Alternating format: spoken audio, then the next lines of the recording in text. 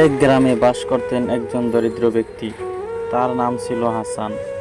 তিনি দিনে রোজগার করতেন, যা রাতে খাওয়ার জন্য যথেষ্ট হতো।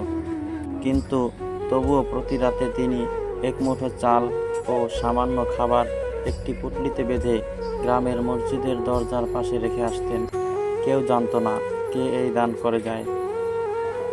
একদিন গ্রামের একজন ধনী ব্যক্তি সেই খাবারের পুঁটলি দেখে অবাক হয়ে যান। তিনি ইমাম সাহেবকে জিজ্ঞেস করেন, এগুলো কে রেখে যায়?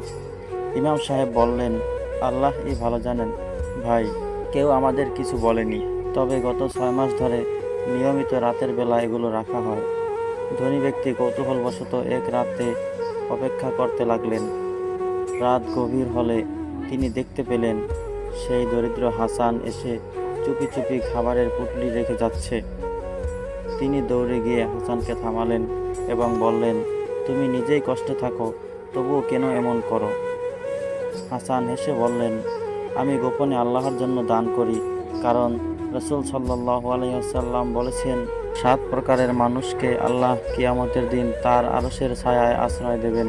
তাদের একজন সেই ব্যক্তি যে ডান হাতে যা দান করে বাম হাতও তা জানে না। ধনী ব্যক্তি অবাক হয়ে গেলেন।